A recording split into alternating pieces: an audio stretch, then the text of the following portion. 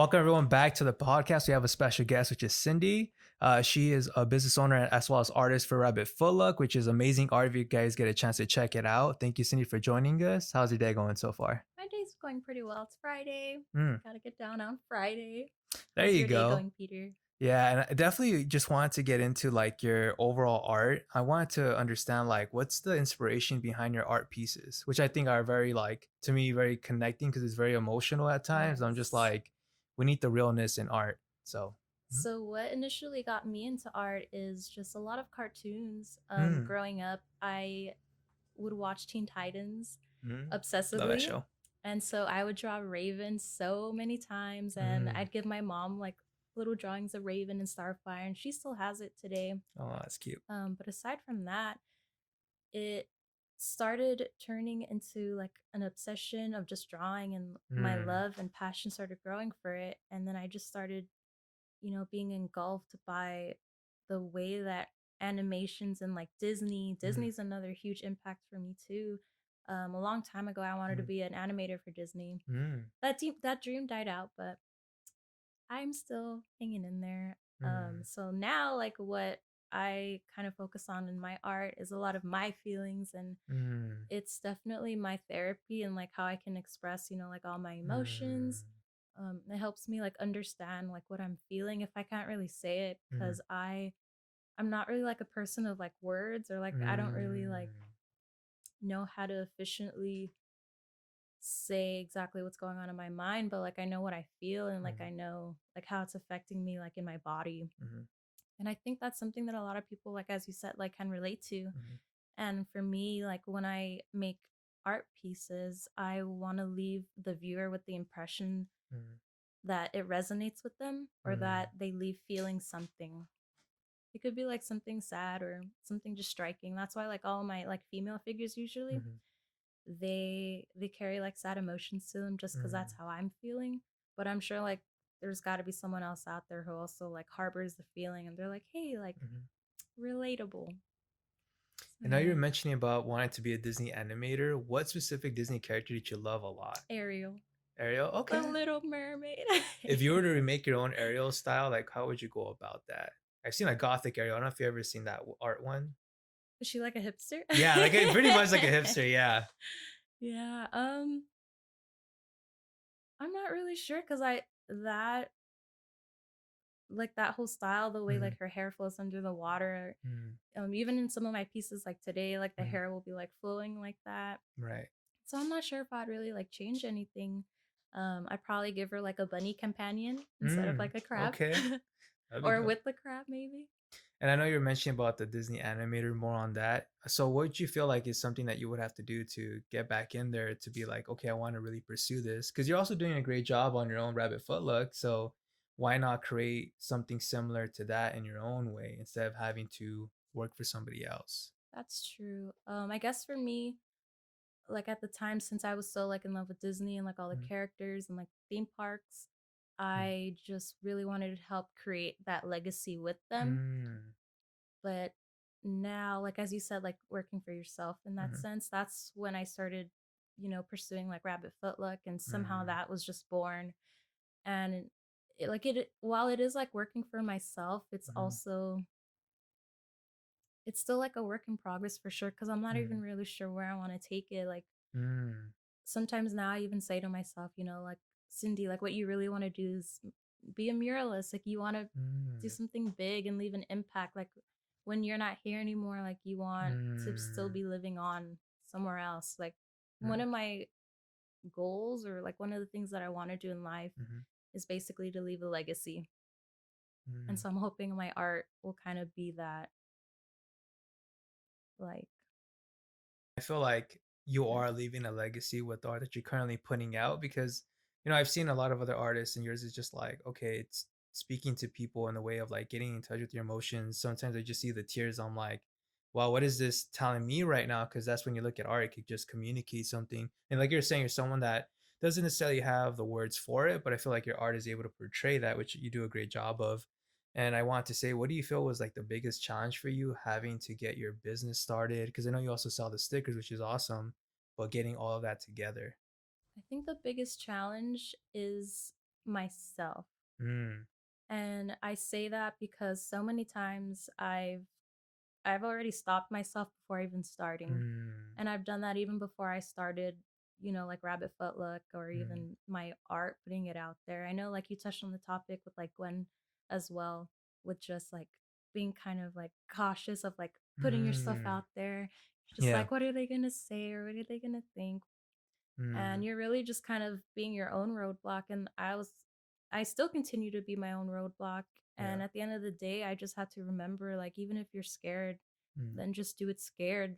Just keep pushing forward and putting your art out there. And I think that's one of the biggest things that like young artists too mhm, have to face themselves, mm, because we'll also like compare where you're at to right. another artist, and it's like Mm, we're all on a different journey. Like you cannot compare yourself to somebody else's journey and many experience lifelong mm. experience and like skills that they have.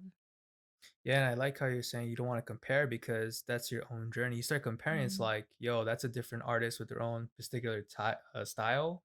And just going back to you kind of being your own roadblock, what is the biggest thing you tell yourself from preventing to be like, I need to put this piece out or I need to put out more material? For me, I guess it's either like a physical, like, oh, like I Mm, can't even imagine or pick up a pencil today. I don't even mm, know what to do. And it's all like a lot of like mental words that like I'll put myself mm, down, and it's like a huge thing that I struggle with. And like mental illness, just as like the same topic with like yeah. Gwen, and it's a huge thing. Like Mm, it's affected me in so many ways.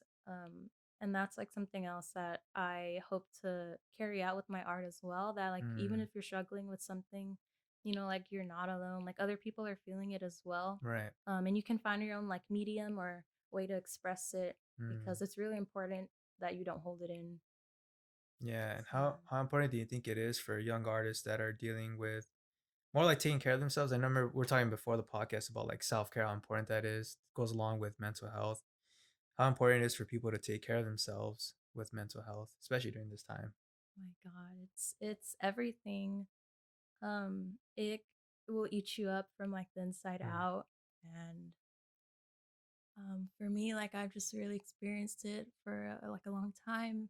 mm, Like for me, like I've been through like a lot of depression, and um like I was going to therapy for like mm, PTSD from like a sexual assault that I had. mm, And it's just it's like a lot of thoughts that really get to you.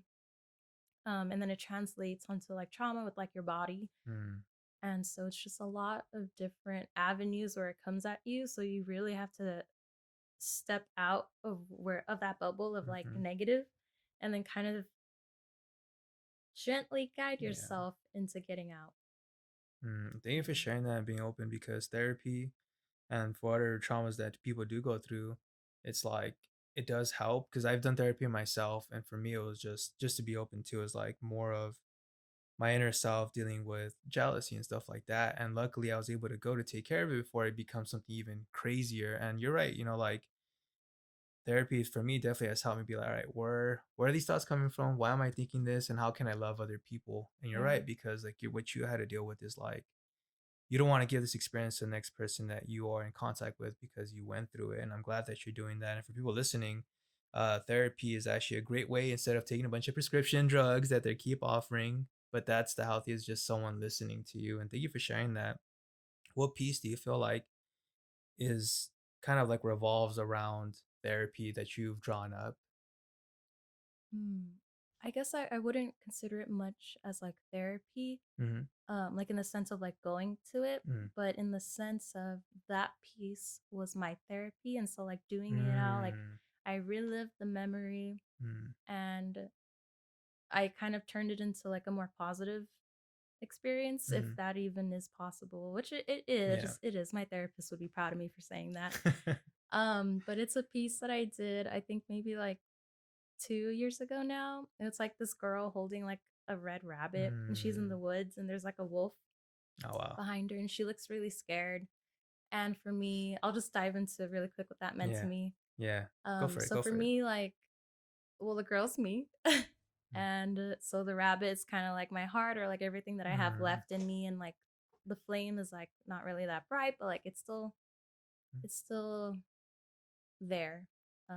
And essentially, it's just me trying to keep that hope and like Mm, love and energy alive, even though like there's the threat behind me. mm. That's crazy. I'm just thinking of looking at the images of a wolf that's very vicious, and then the bunny is just very cute, friendly, and that, like you're saying, you're trying to keep that what's left. And I think Yes. that's very like positive looking at it because you do want to protect it, whatever it is for anybody, right? Because they look at it like, oh, I wonder what my bunny is, what is my rabbit foot like? And kind of going off of that, like, what do you feel would be best for young artists that are trying to get their material out there that are introverted that you had to kind of put yourself out there? Oh man. So going back to like just kind of doing it, like Hmm. just do it, put your art out. Who cares? Like even if you don't think it's like the Hmm. best thing, like we're all gonna improve Mm, the next day, tomorrow, a week from now. How are you gonna get better if you don't start? Like you just have to start somewhere. mm, Just do it. Um, Forget the rest. Like there's always gonna be haters. Like even though you yeah. think everyone's supporting you, like somebody is preying on your downfall. And like you just really have to Mm, believe in yourself yeah. at the end of the day, because at the end of the day, all you have is you. And so you have to believe in yourself. Amen. And like every day I try to tell myself, like you know what you're capable of, so just get to it. Like just put the work in. Mm, You just have to keep pushing through all the thoughts that you have, that you think you have, the doubts that you're creating, mhm, and just kind of see where you'd like to be and keep mm, going to that goal. Keep it in sight. yeah. And it's interesting you're mentioning on the advice of it's almost like you're saying people are hoping for your downfall, and I agree. There's some reasons, some negative people that wouldn't want you to be successful.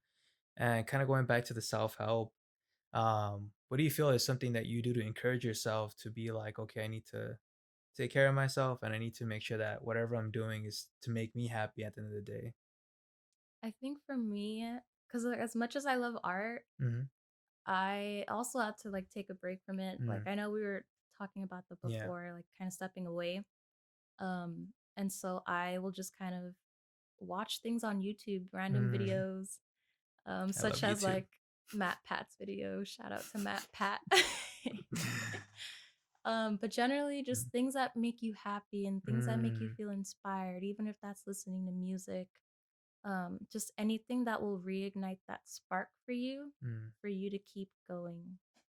mm, That's basically what's been kept me like hanging on yeah. like year after year. Just hang in there and just keep the flame alive and Mm. just keep going.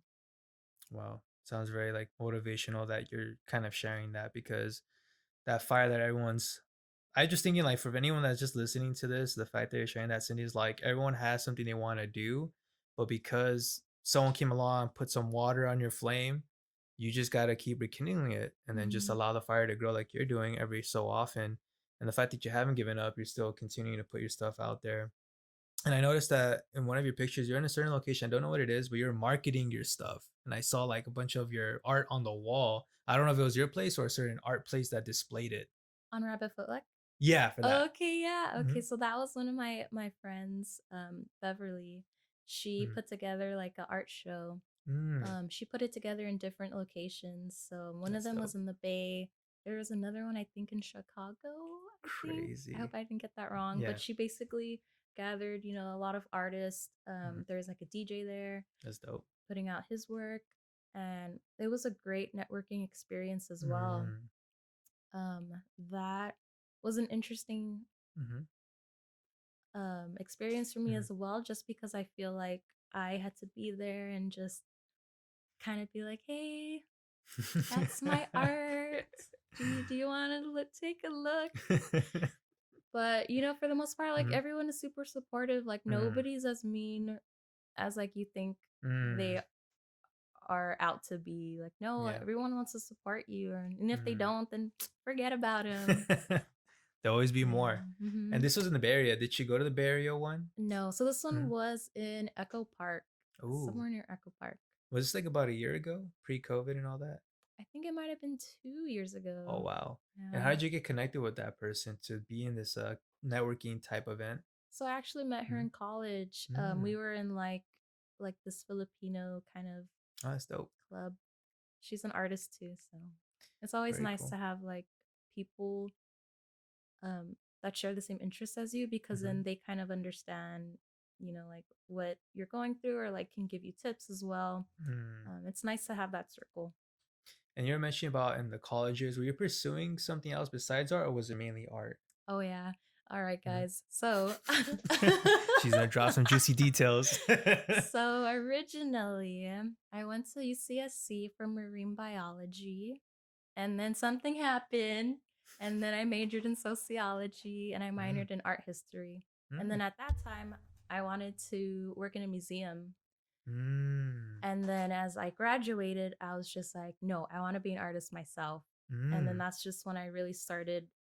Well, I was still in college. I just Yeah. started drawing and making art and posting it. That's when I started Mm. posting it. And that's kind of how Rabbit Footlook was born while I was still up in the Bay. Oh wow. And yeah, Crazy stuff. And how do you feel like some of the culture in the Bay Area kind of inspired your work since you were up there for a little bit, right? I miss the Bay, Mm, just because of like nature. mm, I'm like a nature gal. And so being like around the beach and the forest, I would take walks into the forest or walks to the beach by mm, myself. And it's just time for me to think, not think in like a very downward spiral way, mm, but ways to just reconnect with what's around me and being grateful. mhm, I think being in nature grounds me a lot. And mhm, that's like something that my therapist taught me, to mm, really just like ground yourself. mm. And so I kind of wish LA had a forest here, but I'll take the buildings. It's okay. And all the trash around and stuff. Not. But I hear you though. Like it's so different because I've been up in the Bay Area and I'm just like it's really beautiful here. And I'm just thinking like I mean, a lot of stuff that we have around here, you're gonna have to either go to probably a distance from Joshua Tree and all these other places. Mhm. But I agree with you. It's good to have nature to have around you and be at peace. And definitely wanted to say like you were saying like that's kind of a place you went to kind of like recollect yourself and go out and about. What would you say is your new thing to kind of collect yourself now that you're in LA and more of a lockdown? It's a little tougher now. I think for me, it's just being at work. Mm, Um, I'm an only child, so being at home is kind of very lonely. It's always been super lonely. And so going to work, I get to connect with other people who share the same interests as me. mm, I get to talk to people. Normally, or before, like I really didn't like, interacting with people. mhm, But now sometimes it's the highlight of my day, just seeing random people and just helping them with what they want to do at work. mm, And it does bring me happiness to just get out of the house and go to mm. work. So I guess that's how I've been getting by. And all that. And I was gonna say another thing that is therapeutic that I've seen is it still are you still lifting? Are you still doing that? Oh my You're God, a crazy no. lifter. I was like, dang, you do more than me. Shoot. Man, that definitely was my solace when I was in it. Mm, Um, it was a good period of my life mm, when I was powerlifting. It it gave me a goal to like compete. mm. And then so once I did compete, and I got first place, Oh wow. for me, I was just like, okay, well, what now? Mm, And eventually, like, I just started going less and less, lifting less mm, and less. And like now, like, I wish I could go back to it sometimes, but I feel like right now, what really needs me the most is my art. mm. Yeah. Gotcha. And when you're doing the powerlifting, what was like the most you did in the Which one? For all of competition? them? Well, for your competition that got you first place. It was a super conservative meet, just because my coach didn't want me to like bomb. Mm, So for squatting, I did 260. I think I benched 245. Oh no, not 245, 145. mm. And then I deadlifted 315. Wow, that's Yeah. crazy. I would totally trade my legs and arms for that. So I want to be She-Hulk, but maybe in another life. You'll be the perfect fit if Marvel ever needs a She-Hulk. For real. I And heard that there's going to be a series, oh, for so real on the She-Hulk? yeah. Oh I wow. think it's like I don't know if it's going to be on Disney Plus. Oh dang. So your agent's Yeah. contacting you about that They already to get better you? be. They Okay, better be shoot, lined up. Cindy, the Cindy Hulk. Dang.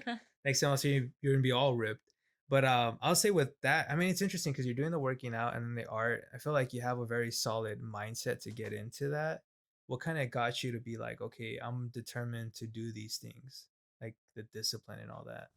I don't know, Peter, honestly. Crazy. Yeah. Because I don't know, for me, like I'm a very like timid, like I'm a little bunny, you know? So it's like for people to be like, what Yeah. the I guess for me it was just so different that I Mm, was just like, why not? Like why mm, not just do something completely different that is so, I guess, 180 of mm, what I would normally do, and challenge myself. I do try to challenge mm, myself whenever I can, and I guess that was like a physical challenge for me. mm. You know, like, can I do this? Because when you prep for a meet, it's literally like months That's of crazy. hitting numbers.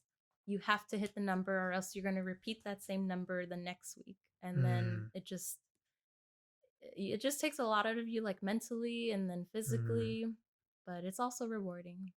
To do that. And I was gonna say, as we know that this year has been crazy with COVID-19. I want to say, what was the biggest challenge for you this year? Oh man, I know we were talking about it before the podcast, but Yeah. it's just really being stuck at home Mm, and like not really seeing the world or not having anything to look forward to. mm, When I was at home, I had a lot of time on my hands, but yet I just was so depressed and I mm, couldn't even really do a lot of art. And so for me, I felt like I just had to somehow pick myself up and mm. just keep going. Like I know the theme of like just keep going, but it's so Yeah. true for me. It's just I have to keep the flame alive. Mm. And it's interesting too. You're saying about like something to look forward to. I feel like this time has made a lot of people have to create something to look forward to, especially even if it's online. And I think it's so challenging because the world isn't as extroverted as it was, everyone being out and about. But for me, it's like one thing to be positive, just create that for myself to look forward to. Even though it may not be the biggest thing, I think that would help a lot of people get out of that funk of like, man, I need someone to tell me or give me something to do, which is so different. It's like an employee like mindset. And it's weird. It's like everyone that wants to be independent has to now start thinking I need to set my own goals and not Mm, let someone else set them for me. It's weird now that you kind of mentioned it a little bit and talked about it. mm. But definitely, yeah, being indoors, it can make drive you a little crazy, But definitely, what do you feel is the biggest lesson COVID-19 has taught you?